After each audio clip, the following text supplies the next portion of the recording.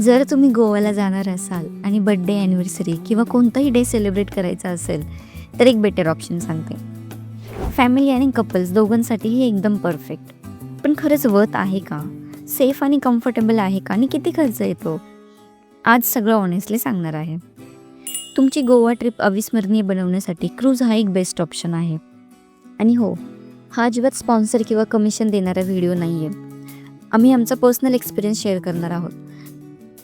Cruise नेमकी कुठे असते, बुकिंग कसं करायचं, तिथे कसं पोहोचायचं, फॅमिलीसाठी सेफ आणि कम्फर्टेबल आहे का, किती खर्च येतो, माझा एक्सपिरियन्स कसा होता आणि मी ही क्रूज रेकमेंड करेल का, या सगळ्या प्रश्नांची उत्तरे या व्हिडिओमध्ये मिळणार आहेत. सो व्हिडिओ शेवटपर्यंत नक्की बघा. गोवामध्ये मांडवी रिव्हरवर खूप क्रूज ऑप्शन्स अवेलेबल आहेत. सनसेट क्रूज, डिनर क्रूज, बजेटपासून प्रीमियमपर्यंत. तुम्ही तुमच्या आवडीनुसार सनसेट किंवा डिनर क्रूजचं पॅकेज घेऊ शकता. आम्ही डिनर क्रूजचं पॅकेज घेतलं होतं. ते कोणत्या क्रूजचं होतं हे मी लास्ट पॉईंटमध्ये सांगेल. ही सहसा डबल डेकर क्रूज असते. क्रूजचं बुकिंग करणं खूप सोपं आहे. तुम्ही थेट मांडवी रिव्हरच्या किनाऱ्यावर असलेल्या ऑफिसेसमध्ये जाऊन तिकीट घेऊ शकता किंवा ऑनलाईन बुक करू शकता. रिसॉर्टमार्फत सुद्धा बुकिंग करता येतं. आम्ही जिथे स्टे केलेला त्या रिसॉर्टवरून बुकिंग केलं होतं. कोणाकडून बुकिंग केलेलं आणि त्यांचे कॉन्टॅक्ट डिटेल्स मी व्हिडिओमध्ये शेवट देणार आहे. आम्ही ज्या रिसॉर्टमध्ये स्टे केला होता त्याचा डिटेल व्हिडिओ पण येणार आहे, म्हणून चॅनल सबस्क्राईब करून बेल आयकॉन नक्की दाबा. क्रूज बुकिंग तर झालं, पण तिथे पोहोचायचं कसं? साऊथ गोवा आणि नॉर्थ गोवामधून तुम्ही स्वतः कार घेऊन जाऊ शकता. तिथे पार्किंग अवेलेबल असते. पण जर तुम्ही गोवामध्ये स्कूटी रेंट केली असेल तर मी स्ट्रॉंगली रेकमेंड करेल की पॅकेज बुक करताना पिकअप आणि ड्रॉप ऑप्शन घ्या. कारण डिनर क्रूज रात्री उशिरापर्यंत चालते. रात्री स्कूटीने परत जाण्यापेक्षा क्रूज पिकअप आणि ड्रॉप जास्त सेफ आणि कम्फर्टेबल आहे. फॅमिलीसाठी बुक करू शकतो का, सर्वात कॉमन क्वेश्चन आहे. तर मी सांगेल हो, क्रूज सेफ आणि कम्फर्टेबल आहे. फक्त काही गोष्टी लक्षात ठेवा. पहिलं म्हणजे पिकअप आणि ड्रॉप घ्या, जेणेकरून तुम्हाला स्कूटीवर ट्रॅव्हल करावं लागणार नाही.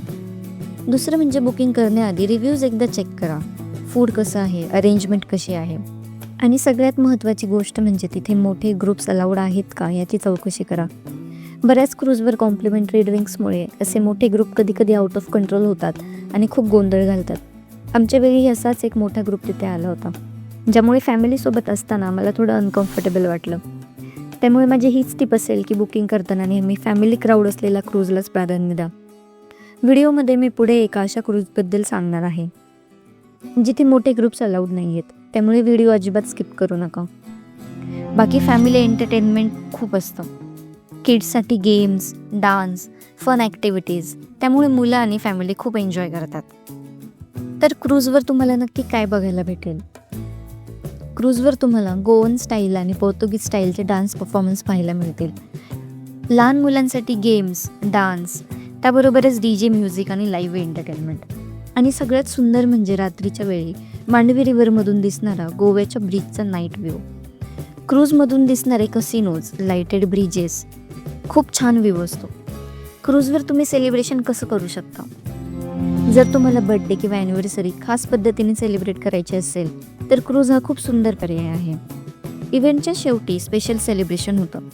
तुम्ही केक सोबत घेऊन जाऊ शकता किंवा आधीच कॉल करून अरेंज करून घेऊ शकता. तर क्रूजचं पॅकेज किती असतं? आम्ही एका व्यक्तीसाठी 1100 रुपये दिले होते. पिकअप आणि ड्रॉपसाठी 200 रुपये एक्स्ट्रा, म्हणजे टोटल 1300 रुपये पर पर्सन असे आम्ही चार्जेस दिले होते.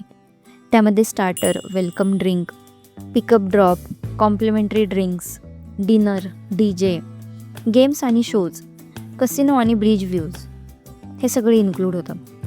ऑनेस्टली सांगायचं तर एक्सपिरियन्स खूप वेगळा आणि एन्जॉयबल होता. तुम्ही गोव्याला जाणार असाल तर नक्की व्हिजिट करा. नाईटला ओपन व्ह्यू, थंड हवा आणि क्रूज खूप मस्त वाटतं. मांडवी रिव्हरवर अजूनही बरेच क्रूज ऑप्शन्स अवेलेबल आहेत. आम्ही प्रिन्सेसा क्रूज बुक केली होती. जर तुम्ही प्रीमियम फॅमिली एक्सपिरियन्स शोधत असाल तर थोडं जास्त बजेट ठेवून पॅराडाईज क्रूजसारखे ऑप्शनसुद्धा एक्सप्लोअर करू शकता. थोडा रिफाईन क्राऊड आणि मोर ऑर्गनाइज एक्सपिरियन्स मिळतो. आम्ही गेलो तेव्हा एक मोठा ग्रुप आला होता, म्हणून थोडं अनकम्फर्टेबल वाटलं. पण बाकी मॅनेजमेंट, फूड, इव्हेंट्स आणि गेम सगळं काही खूप छान अरेंज केलं होतं. तर ओव्हरऑल गोवामध्ये बर्थडे, ॲनिव्हर्सरी किंवा स्पेशल डे वेगळ्या पद्धतीने सेलिब्रेट करायचा असेल तर क्रूझर डेफिनेटली कन्सिडर करावा असा ऑप्शन आहे. बजेटमध्ये fun, family, couple friendly, memorable experience आहे. व्हिडिओ युजफुल वाटला असेल तर लाईक करा, शेअर करा. भेटूया पुढच्या व्हिडिओमध्ये.